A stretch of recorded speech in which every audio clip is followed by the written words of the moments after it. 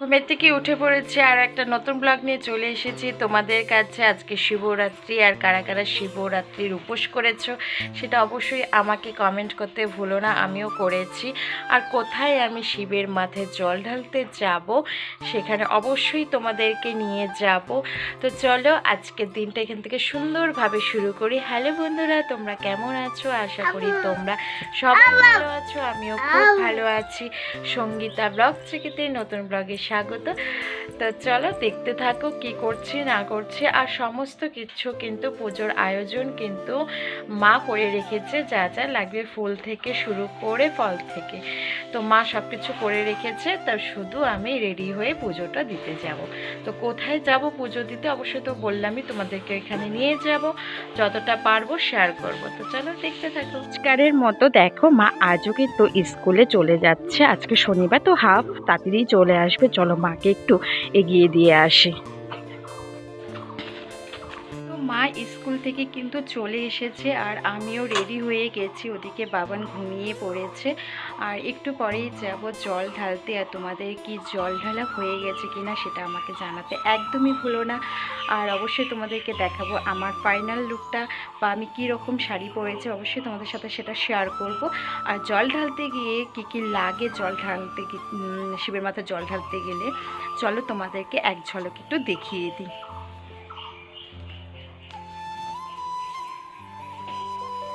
তো এই দেখো আমি ডালাটা সাজিয়ে নিয়েছি এইভাবে। কোনো ভুল ত্রুটি হলে অবশ্যই কিন্তু আমাকে কমেন্টের মাধ্যমে জানিয়ে দিও যে কিছু বাদ গেল কিনা। তো তোমরা তো দেখেই নিয়েছো যে আমি কি নিয়েছি। তো এইভাবেই নিয়েই কিন্তু আমি জল ঢালবো। অত কিছু আমি ঠিক জানি না, তোমরা জানো কিনা সেটা আমাকে অবশ্যই জানিও। চলো আমার ফাইনাল লুকটা তোমাদেরকে একবার দেখিয়ে হচ্ছে। দেখো আমার ফাইনাল লুক, আর এই শাড়িটাই পরেছি। এই শাড়িটা কিন্তু মার, আর আমি তো কোনো শাড়ি কিছুই নিয়ে আসিনি, শাড়িটা মার। আর এই শাড়িটাই কিন্তু স্কুল থেকে মাকে দিয়েছিল, মানে মা কিনেই নিয়েছে স্কুল থেকে। মানে সব টিচাররা এক কালারের শাড়ি পরবে বসন্ত উৎসবে উপলক্ষে, তো সেটাই আমি আগে পরে উদ্বোধন করে নিলাম। তো এই শাড়িটা হচ্ছে কেমন লাগছে তোমাদের কাছে অবশ্যই আমাকে জানিও।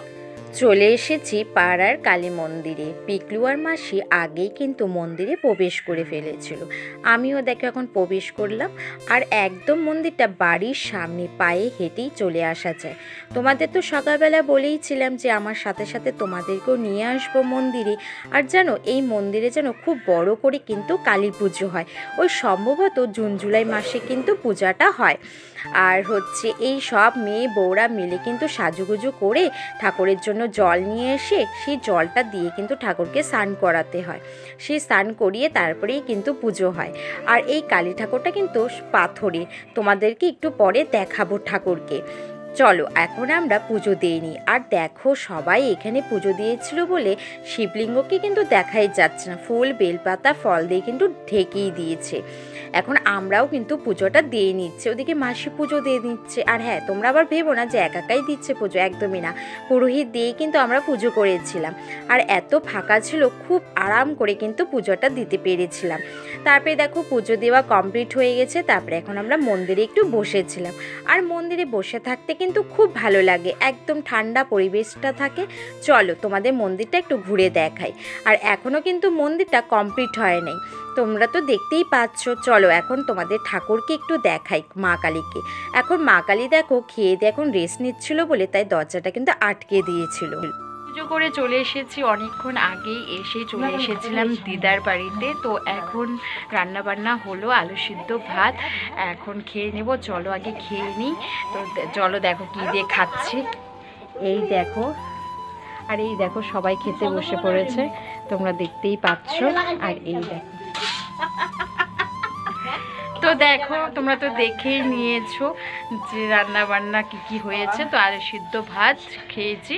চলো আজকের ব্লগটা এই পর্যন্তই। যদি ভালো লেগে থাকে তাহলে অবশ্যই কি করতে হবে তোমরা তো জানোই, লাইক কমেন্ট শেয়ার সাবস্ক্রাইব করতে কিন্তু কেউ ভুলো না। আজকের মতন টাটা, দেখা হবে অন্য কোনো একটা ব্লগের সাথে। সবাইকে জানাই শুভ শিব পুজোর অনেক শুভেচ্ছা।